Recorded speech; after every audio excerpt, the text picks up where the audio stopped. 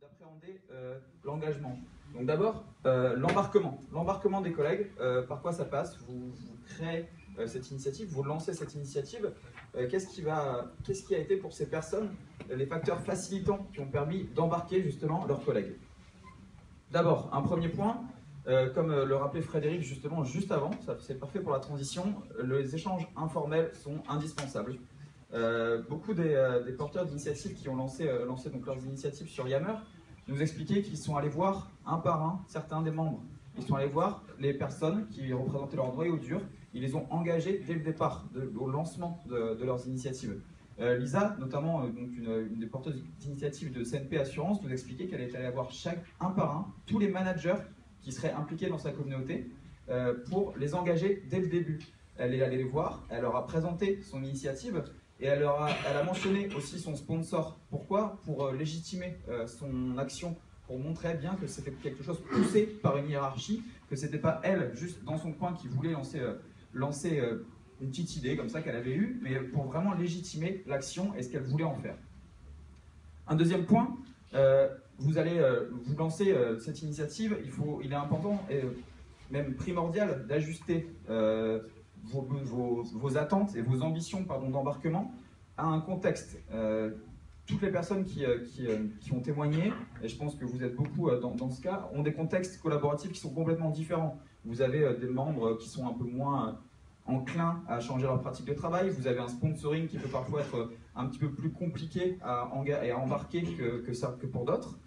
Et c'est pour ça qu'il est indispensable de prendre en compte ce contexte pour ajuster justement vos ambitions. C'est-à-dire que vous voulez porter un groupe projet, vous allez forcément avoir un besoin d'embarquer plus de personnes dès le départ. Parce que si une toute petite partie de l'équipe projet collabore, c'est forcément nettement plus difficile d'engager toute l'équipe.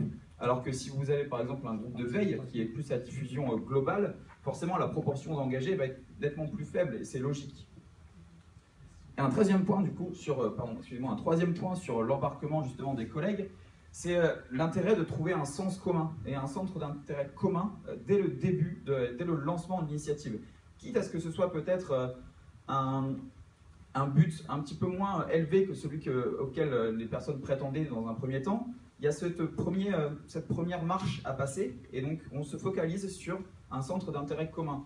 Un des exemples, Fabrice, qui travaille chez GRDF à la DSI, a créé vraiment une communauté transverse pour ses équipes, pour échanger au sein de la DSI.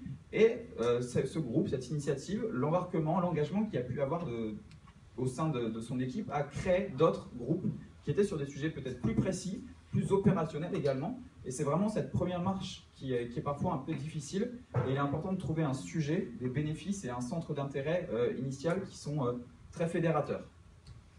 Voilà pour l'embarquement. Oui, moi j'insisterai bien sur cette notion de but fédérateur, qui est d'ailleurs, si on est dans cette intention de fédérer, on est dans cette intention de convaincre, et on ne s'appuie pas uniquement sur des éléments objectifs. La difficulté souvent par exemple une communauté de pratique, c'est qu'on va avoir des objectifs, des bénéfices objectifs qui vont apparaître à moyen terme et lorsqu'on aura fait adhérer suffisamment de personnes. Donc on a des bénéfices collectifs qui arrivent ultérieurement, mais au départ, lorsqu'on commence par partager de l'information, finalement ça nous coûte plus que ça nous rapporte. Donc on doit trouver d'autres manières de fédérer les gens et de les convaincre d'adhérer. Et parfois le relationnel en est une. Les gens ont envie de travailler ensemble, ont envie d'échanger, sans chercher à gagner à court terme. Il y a un peu d'altruisme entre nous. Donc les porteurs d'initiative arrivent à jouer là-dessus pour arriver à embarquer un premier noyau dur, à créer des conversations, à créer une première valeur, à démontrer l'intérêt de l'usage et à élargir le cercle. En tout cas, ce qui ressort de cette phase d'embarquement, c'est que créer un groupe sur Yammer, c'est un clic. Mais réussir à embarquer les gens, c'est tout un travail de préparation, de réflexion, qui peut être spontané. Enfin, certains l'ont fait naturellement, sans se poser trop de questions. Mais je pense qu'il est intéressant de rappeler ces quelques clés à l'ensemble des personnes qui ont la possibilité de créer des groupes ou qui vont créer des groupes dans l'entreprise, de bien réfléchir à ce but, et puis d'aller à la rencontre des gens, d'incarner finalement ce qu'ils ont envie de faire, et pas se cacher derrière l'interface et faire créer un groupe, et puis lister les emails des personnes que l'on a envie d'inviter, et puis ensuite de dire, bon, soit ça intéresse personne, ou l'outil n'est pas bien, c'est pas ça. Voilà. Ceux qui ont réussi, c'est parce qu'ils sont allés au-delà pour pour arriver à fédérer leurs collègues.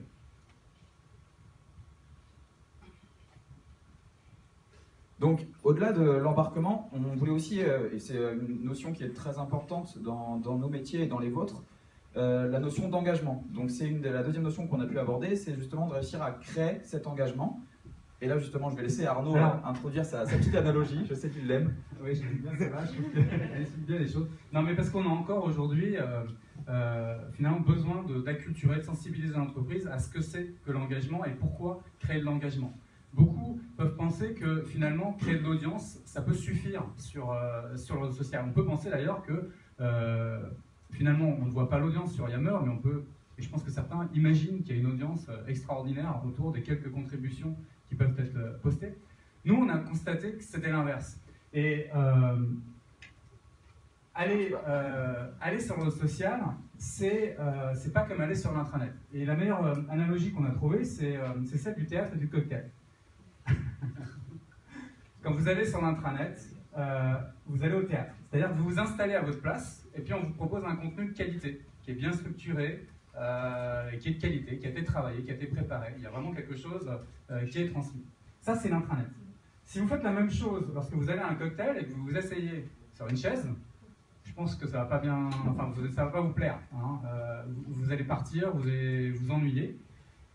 Bien sûr, lorsqu'on va à un cocktail, on y va pour rencontrer les gens, on y va pour bavarder, pour s'insérer dans des conversations, pour écouter, mais aussi interagir. Aller sur le réseau social, c'est la même chose. Et c'est la double peine que de laisser des gens aller sur le réseau social en pensant que c'est l'intranet. En les laissant aller sur le réseau social et lire avant de se dire qu'un jour, il réagira. Quand quelqu'un arrive sur le réseau social, il voit que des conversations, quelque chose de peu structuré, de fouillis. Il ne retrouve pas l'information qu'il a vue la fois précédente. Il trouve que l'intranet, c'était bien mieux pour s'informer. Il n'y a qu'en engageant la conversation, en s'insérant dans ces conversations, qu'il trouve un intérêt. Donc c'est la double peine. Pas de nouvelles valeurs créées, et puis en plus, la personne fuit, déserte le réseau social. Donc créer de l'engagement, c'est incontournable. Et on est aujourd'hui avec une perspective où on va avoir la quasi-totalité des utilisateurs du réseau social qui va, à chaque visite, liker les contenus qu'ils trouvent intéressants pour les mettre en valeur, un petit mot pour mettre en perspective, hein, un petit tag pour le relier à d'autres contenus. Ce ne sont pas la production de contenu en soi, mais c'est une réaction autour des conversations et des contenus partagés. C'est ce qu'on appelle faire circuler, s'engager autour des sujets diffusés. Et ça, c'est quelque chose qui concerne tout le monde. N'ayez pas en tête qu'il n'y a qu'une minorité qui a vocation à s'engager, à s'investir sur le réseau social.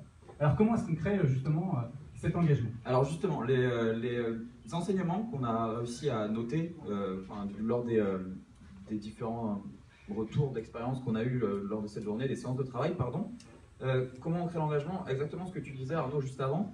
Il est important de définir une proposition d'usage qui est claire et surtout qui invite à l'utilisation de Yammer. Si un porteur d'initiative, quelqu'un qui veut lancer une communauté, vous dit en fait c'est pour remplacer ma liste de diffusion, j'envoie des mails toutes les semaines à des gens, j'ai jamais de retour, il n'y a pas de vraie discussion autour des contenus, forcément il sera nettement plus difficile pour cette personne de réussir à créer de l'engagement et d'avoir vraiment un groupe Yammer qui ressemble à une communauté et qui ne ressemble pas forcément à une liste de diffusion, à un espace de diffusion, pardon. Donc il est important de vraiment créer du contenu qui engage, qui est concentré justement sur cette notion d'engagement. Un exemple tout simple, vous partagez un article de veille, et bien qu'est-ce que vous faites? Vous essayez de le mettre en perspective, vous demandez vraiment la réaction des personnes. Vous ne partagez pas un article de veille juste pour partager un article. C'est important d'avoir cette notion de demander du retour pour justement créer un peu cet engrenage qui va engager justement les personnes. Un deuxième point, il est important aussi, et Loris en parlait tout à l'heure, d'avoir cette notion d'exclusivité un petit peu du canal, parce que si vous vous retrouvez dans une situation d'usage alternatif ou même parallèle, ça peut être forcément compliqué. Je prends l'exemple, si vous êtes sur une communauté où vous avez 100 personnes, vous avez besoin de la réaction à minima de 50 et finalement vous n'avez que 20 engagés, vous allez vous retrouver à devoir envoyer un mail aux 30 qui ne sont pas engagés, publier dans la communauté certains contenus, vous ne savez pas forcément qui les a vus, et nécessairement vous vous morcelez finalement la valeur qui est créée par cette collaboration. Elle va se retrouver un petit peu dans les mails qui sont échangés, elle va se retrouver un petit peu dans la communauté, elle va se retrouver un petit peu dans les échanges que vous pouvez avoir à la machine à café. Et finalement, vous avez forcément du mal à tirer de la valeur de votre initiative et votre communauté sur Yammer, parce que forcément, c'est complètement éclaté dans toute l'organisation et dans toutes les situations de travail que vous rencontrez. Un autre point important autour de l'engagement, c'est qu'il est important de donner du sens à toutes les formes d'engagement et aussi de les valoriser. Qu'est-ce qu'on veut dire par là? C'est qu'un simple like, parfois, c'est beaucoup. On publie un contenu, d'avoir 0 retour et pourtant d'avoir la certitude que peut-être 100 personnes l'ont lu, ça peut paraître très frustrant. Alors que quelqu'un qui lit ce contenu, il pose juste un petit clic et il a juste un like, un j'aime, un j'ai vu en fait finalement.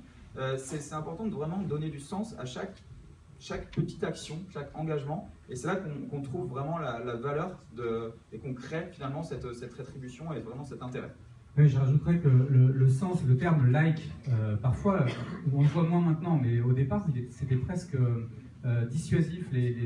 Dans l'entreprise, on ne trouvait pas de sens à aimer son collègue ou aimer le contenu posté par son collègue. Donc c'est à vous aussi de redonner du sens à ce terme like. Ça peut être par exemple dans une équipe projet, on peut convenir que liker veut dire j'ai lu. Ou dans un espace de veille, liker ça veut dire je trouve cette information, ce sujet-là intéressant. Ou le fait de mettre un mot-clé, c'est pas que vous êtes documentaliste, c'est juste que vous allez, en mettant des mots-clés similaires, créer du lien entre toutes les informations. Et il y a le sens, c'est que on impulse l'idée, le principe, qu'il va y avoir une qualification collective de l'information pour arriver à mieux retrouver l'information par la suite. Donc c'est ça, donner du sens, c'est reprendre les petites actions que l'on a sur le réseau social et les mettre en perspective par rapport à la finalité de l'initiative que l'on a. Et justement, vis-à-vis de ces petites actions d'engagement et de l'intérêt de leur donner du sens, il y a aussi une chose qui est très importante, et c'est Loris qui l'avait notamment mise en œuvre lorsqu'il avait poussé, entre guillemets, ses collègues avec un bâton à les faire collaborer sur le groupe Yammer, c'était de vraiment réussir à remercier chacune des actions. Donc ne pas laisser quelqu'un qui fait l'effort de s'engager, qui fait l'effort justement de participer, de donner son avis, voilà, il prend un risque en fait. Voilà. Parce qu'au départ, on se met en risque lorsqu'on publie. Il se met en risque, donc pourquoi ne pas simplement valoriser par un like, par un petit remerciement, par vraiment voilà, une petite rétribution qui peut finalement créer une valeur énorme en rapport au temps qu'elle a pu vous prendre. Le dernier point sur la création d'engagement qui peut être intéressant, c'est vraiment, et c'est ce qui est important, c'est de présenter une forme de bénéfice assez direct, un bénéfice qui va être assez individuel, c'est-à-dire pourquoi moi, en tant que membre, j'ai intérêt à participer et à pousser et à promouvoir entre guillemets cette initiative. Pourquoi j'ai intérêt à vraiment m'engager. Donc c'est pour ça qu'il est vraiment primordial pour chaque personne d'avoir ce bénéfice qui est... Alors c'est parfois difficile à trouver, un bénéfice comme le disait justement Arnaud juste avant. Vous avez certains bénéfices sur des communautés par exemple d'entraide qui vont très vite mettre un petit peu de temps à prendre.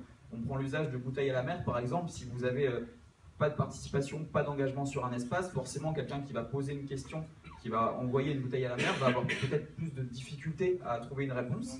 Et c'est justement là qu'il est intéressant de se concentrer sur cette notion de bénéfice en impliquant pourquoi pas des experts dès le départ dans cet espace pour réussir à directement avoir ce bénéfice qui sera individuel, qui sera instantané, qui sera immédiat et qui justement me montrera à moi, membre, que j'ai tout intérêt finalement à m'engager dans la communauté et à revenir une fois que j'aurai fermé ma vie.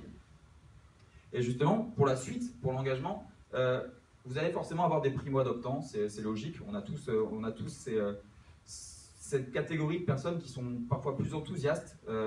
Chez Lego, on les catégorise catégoriser, c'est un peu un grand mot, mais en tout cas, on essaie d'estimer la motivation des membres à évoluer et à participer en avec quatre adjectifs. Pardon. Vous avez les personnes qui seront très enthousiastes, donc ce sont les personnes voilà, qui seront les primo-adoptants, qui ont envie de participer instantanément. Vous avez également les personnes qui sont curieuses, donc là, ce sont également des alliés, ce sont des personnes qui qui n'ont peut-être pas forcément l'habitude de participer sur ce genre d'espace, mais qui en même temps, vous avez titillé un petit peu, vous avez éveillé un petit peu leur intérêt.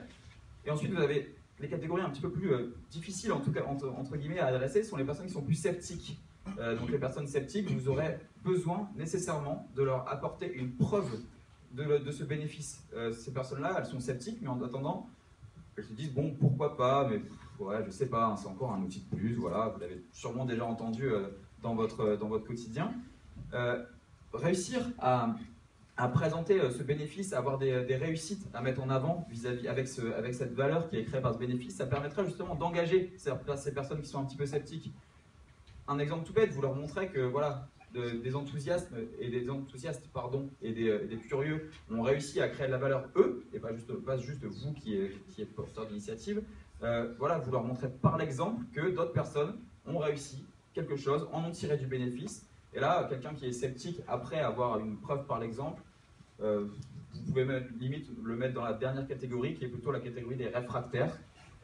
Nous, on vous conseille justement, à propos des réfractaires, de plutôt les adresser un peu en dernier, forcément, parce que sinon vous vous essoufflez. C'est comment dire, inévitable. Si vous essoufflez toute votre salive et tous vos efforts de communication et de conduite du changement sur des personnes qui sont dans une posture réfractaire dès le départ, vous allez avoir beaucoup du mal à les engager. En revanche, si vous vous concentrez vraiment sur ces 4 typologies de personnes et vous engagez une par une, en se servant aussi de ce que chacun a réussi à faire pour convaincre notre catégorie, je ne sais pas si c'était très clair, mais en tout cas, vous allez réussir à embarquer un maximum de monde et finalement, les réfractaires finiront par être présents sur l'espace. Oui, je pense que c'est important d'avoir des points de repère aussi. On a toujours ces grands chiffres, alors soit c'est des audiences, nombre d'inscrits sur son groupe, plusieurs centaines. Maintenant, créer de l'engagement, ça commence par engager une personne, 2 personnes, 5 personnes, 10 personnes. Et nous, ce qu'on a constaté, c'est lorsque vous arrivez à engager une vingtaine de personnes sur une communauté de pratique, hein, j'entends pas sur un gros projet, mais une vingtaine de personnes donc qui vont régulièrement réagir, interagir, et puis que parmi elles, il y en a 2 ou 3 qui sont vraiment très actives, ce qu'on appelle des leaders de pratique, vous avez autoporté votre initiative. Elle n'est plus dépendante de votre action et de votre impulsion, votre stimulation avec du contenu pour capter l'attention. Elle est plus sous respiration artificielle. Et ça, c'est quand même important pour beaucoup d'espaces, d'initiatives. Alors, quand c'est le métier, comme dans la situation de Frédéric, c'est normal qu'il nourrisse et qu'il anime de manière peut-être plus soutenue sa communauté. Mais pour beaucoup d'autres, ça vient s'ajouter en plus, et c'est important de franchir ce cap. Et ce cap, il est facile à atteindre. Enfin, facile à atteindre. En tout cas, sachez que ce n'est qu'une vingtaine de personnes à arriver à engager pour arriver à créer des discussions qui en entraînent d'autres. Donc voilà pour cette notion d'engagement qui est au centre, clairement, de toute la stratégie qu'il faut mettre de conduite du changement, qu'il faut mettre en place pour vraiment pousser les personnes et pousser ces pratiques. Et on voulait aborder du coup une dernière, c'est pas une troisième, c'est pas graduel, vous voyez, mais c'est plutôt la notion d'alignement avec justement les activités opérationnelles. Je pense que vous n'êtes pas sans savoir, vous l'avez sûrement constaté, que le réseau social d'entreprise, que ce soit Yammer ou un autre, la notion de communauté, de groupe, prend nettement plus facilement sur des activités qui sont connexes à l'opérationnel pur et dur. Pourquoi? Parce que aujourd'hui, collaborer n'est pas encore un réflexe, n'est pas encore une pratique qui est vraiment ancrée dans les habitudes de chacun. Et associer justement un groupe Yammer à mon activité opérationnelle, c'est me mettre énormément en risque dans un premier temps. Donc je ne vais pas y aller directement, je ne vais pas commencer par ça. Je vais commencer par quoi? Je vais commencer par créer un groupe de veille. Je vais commencer par créer un groupe un petit peu de partage de pratiques. Et puis finalement, au fur et à mesure, je vais me rendre compte que je vais réussir peut-être à aligner ce groupe de veille avec mes activités opérationnelles.